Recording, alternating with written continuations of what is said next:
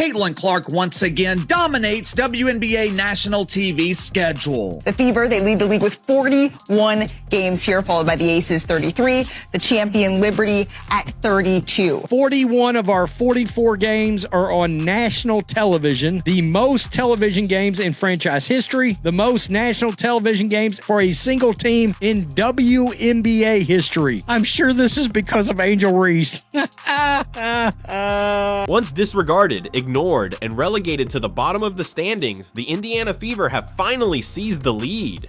Broadcast this season, ooh-wee, big-time doubleheader. Angel Reese, Caitlin Clark, they meet in the season opener. Indiana Fever put this out, all eyes on us. With such star power on those teams, it's really no surprise they're atop the list for the most games available for you to check out on a national scale. Declared the best team in America, not because they took home a championship, but rather because they have emerged as the sport's most popular, talked about, and sought after squad.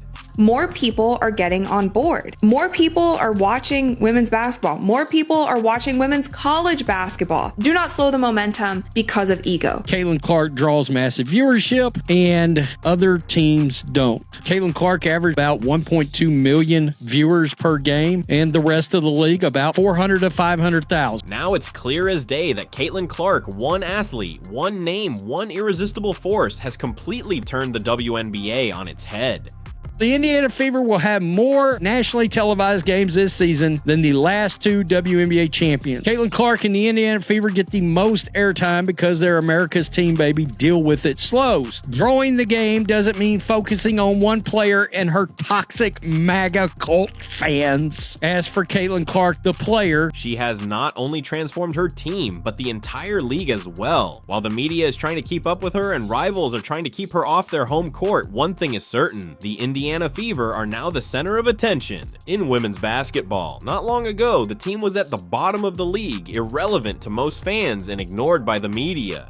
Caitlin Clark is the GOAT! She signed my jersey! I'm so happy, I'm crying, I'm so happy. This is the best day ever. Caitlin Clark effect seems to be crazier than year one. I love watching her score and just everything about her. They went the extra mile just to watch her play here. When Caitlin Clark was drafted, the Indiana Fever made headlines in WNBA circles nationwide. ESPN, CNN Bleacher Report, and even political shows discussed the Caitlin Clark effect. Their games hardly made TV, their arena seats were half empty, and no one was looking for Fever jerseys in stores. With everyone trying to diminish the wave that was happening, the Clarkonomics that were happening, the Caitlin Clark effect that was happening, and realizing it is not only going to be good for this Indiana Fever team, it's going to be great for everyone. It's going to be great for every single player in the WNBA and also every single team in the WNBA. Preseason games sold out, merchandise flew off the shelves, and the team's online engagement broke records before she played a single professional game. All of a sudden, a franchise that had previously been invisible was now leading the entire nation in fan interest and media presence. And this wasn't just hype, it translated directly into dollars and dominance. Whether you like the Indiana Fever or not, whether you like Caitlin Clark or not, it has gotten to the point where we can no longer deny the fact that they are the biggest draw in the WNBA, and they proved that all of last season. In a matter of weeks, the Indiana Fever surpassed several NBA games in terms of the number of views on all platforms, making them the most streamed WNBA club. Even road games were becoming attractions everywhere, with local broadcasts reporting their greatest ratings in more than 10 years. In order to meet demand, Caitlin's team had to move locations, increase security, and double media access. Tickets were sold out. If I was the WNBA, I would have considered a separate television package to a network on just Caitlin Clark games. I would have had two packages, the WNBA package, and then a separate, let's say 15 to 18 game Caitlin Clark package. 6 WNBA networks set ratings records this season, all Caitlin Clark. 23 WNBA games drew more than 1 million viewers. Clark played in 20 of them. When Caitlin Clark took the court, the atmosphere changed. Her presence increased the energy, her confidence lifted teammates, and her court vision combined with her signature logo threes turned every Fever possession into must-watch TV. Indiana Fever were no longer just a team, they were a movement. What makes it even more powerful is that Caitlin Clark didn't join a super team. She joined a struggling roster with no championships, no momentum, just raw potential. Caitlin Clark. The Indiana Fever schedule has come out. We now know how many national games they got. The Indiana Fever is America's team, but the old WNBA fans are furious over it. They're mad. They're crying. And the consequences were instantaneous. With Clark leading the Fever, they resumed their competitiveness and began winning games that nobody had predicted they would win. Fans who had never seen a women's game before were suddenly purchasing season passes and uploading play-by-plays that dissected her shooting mechanics after close defeats turned into statement wins. The Liberty and Aces, they're going to clash here 3 times. All 3 of those are on ABC and ESPN. The Fever and the Sky, they meet 5 times. Caitlin Clark, the revamped Fever, they look to build on their success. There have been 6 teams that have changed venues when the Indiana Fever come to play. All of these arenas are selling out. While other teams have all-stars, MVPs, and future Hall of Famers, none of them are doing what Caitlin is doing, redefining what it means to carry a franchise in the modern era. The Fever weren't chasing relevance, they became the standard, and they were crowned the #1 team, not because they won a trophy, but because they are now the focal point of an entire sport.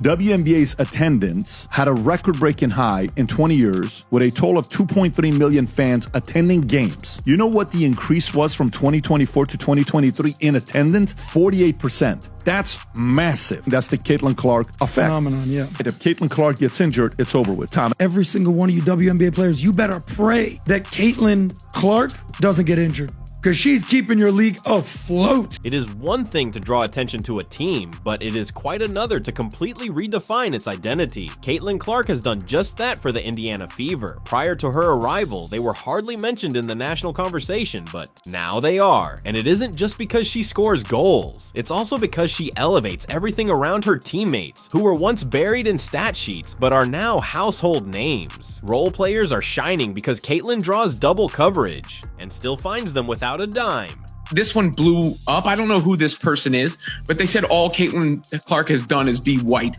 A lot of people who aren't fans of the Indiana Fever or don't want to see this happening, they're mad about it, but they're also not realizing that all of the other teams will also be on national TV. Networks are not thinking about hurting feelings. These networks are thinking about how much money can we bring in. Shooters are becoming more attractive. The Fever are no longer playing catch-up. Instead, they are dictating the tempo, crowds, and most crucially, headlines. Bigs are enjoying her picks and rolls, and defenders are flourishing from the pace. She sets. She is not only leading, she is unleashing her team. The story is told by the numbers.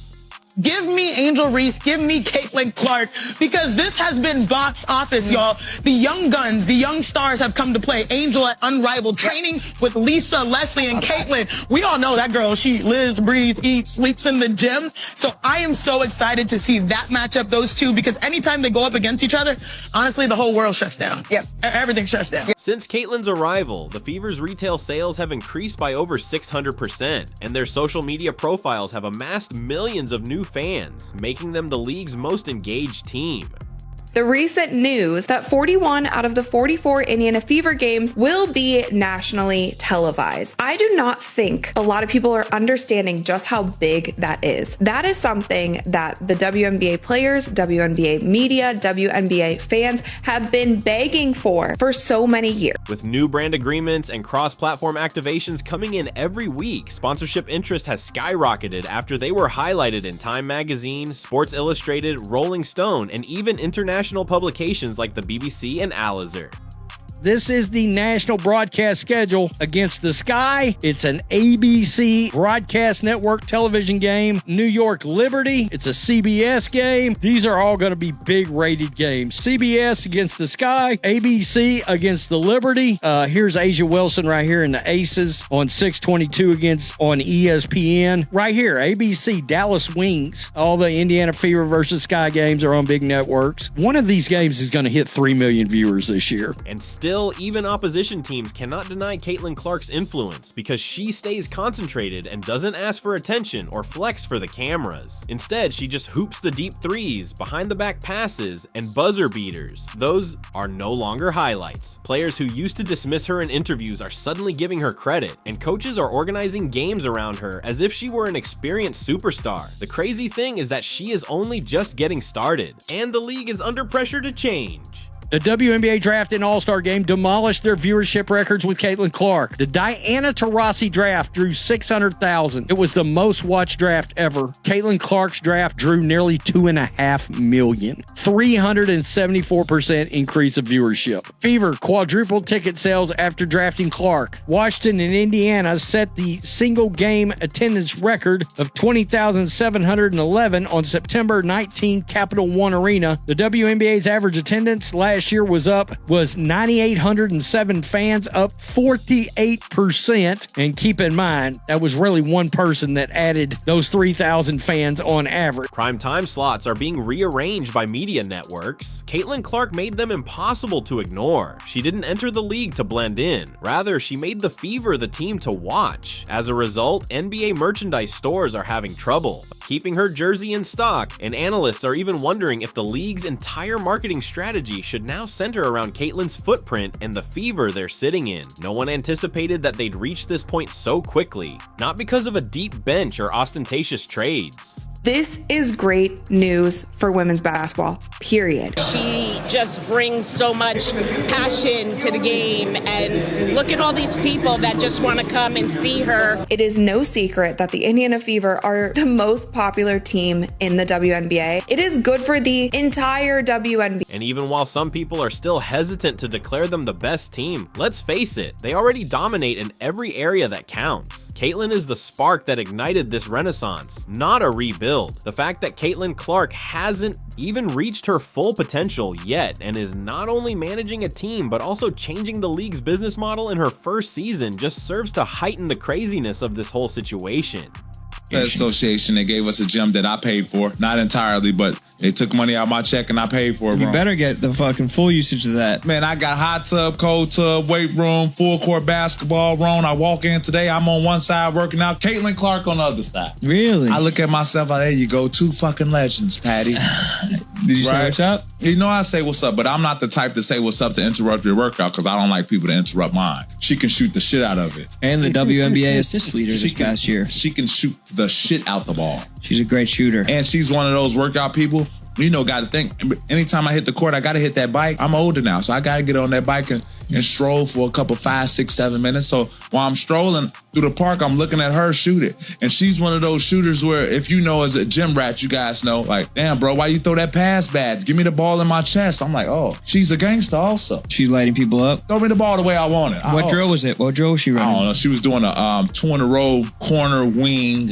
And if you miss, you have to go back to the next spot. And if you missed again, you have to go back to the starting spot. She had a nice drill. I'm literally still in it. That's nice. And she was shooting the shit out of it. Of course she was. Right, so she was shooting the shit out of it. And she's the face of the league. Agreed. She's the face of the league. Agreed. When Caitlin entered the WNBA, she immediately became the league's center of attention, and everyone can't stop talking about her tick. Most rookies are just trying to survive, learn the system, find their rhythm, and avoid getting benched. Talks is overflowing with her best moments. Owners of NBA teams are publicly applauding her for increasing ticket sales. One executive even acknowledged that Caitlin Clark's games are currently keeping entire franchises viable. Sigh, I miss the unrivaled already. They're mad. Caitlin Clark didn't play in that league. They want her out. They want you fans out of the league. Angel Wilson's talking about sitting out for more money.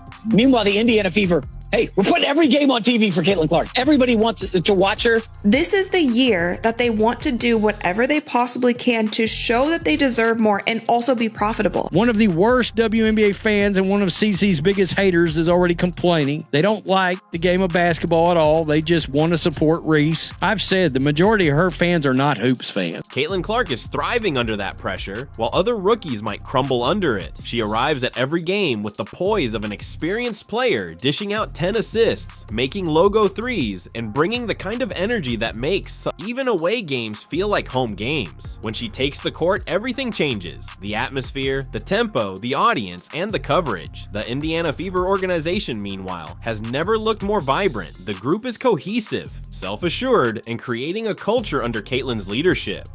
Most influential female athletes right now: Coco Gauff, 10, Juju Watkins, number 9, Cameron Brent, 8, Paige Beckers. Number 7, Sabrina Ionescu. Number 6, Asia Wilson. So Asia's not going to be happy either. Jakari Richardson was number 4. Simone Biles, number 3, right here. I can't quite get past the fact that Simone Biles is behind Angel Reese. Caitlin Clark, she ran away with number 1. I don't think that should surprise us. She came away with number 1. Caitlin Clark is redefining the entire landscape of women's sports. Her dominance on the court has shattered outdated narratives about women's sports, proving that women's basketball can be just as marketable and widely watched as men's. But the Caitlin Clark effect goes far beyond her performance. It's reshaping the entire sports landscape. Her presence alone boosts the WNBA attendance by 105% compared to games without her, while road games featuring her Indiana Fever see an 87% increase in opponent home attendance. Her rookie debut sparked a staggering 200% jump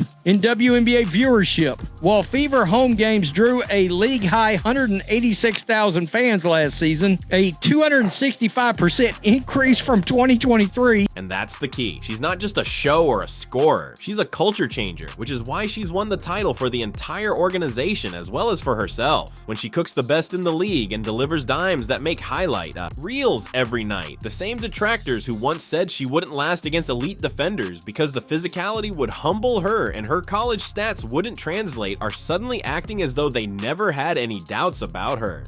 With everyone trying to diminish the wave that was happening, the Clarkonomics that were happening, the Caitlin Clark effect that was happening, and realizing it is not only going to be good for this Indiana Fever team, it's going to be great for everyone. It's going to be great for every single player in the WNBA and also every single team in the WNBA. Not to mention the obvious, Caitlin is winning, but she's doing it in a way the league has never seen before. This is the storyline. Envy is building among veterans, rival rookies, and even some commentators have begun to criticize her because of her influence, not because of a loaded roster. She created the Indiana Fever, the best team in America, which is why every media outlet is following women's basketball like it's the NBA Finals, and why sponsors are paying record prices for courtside placement.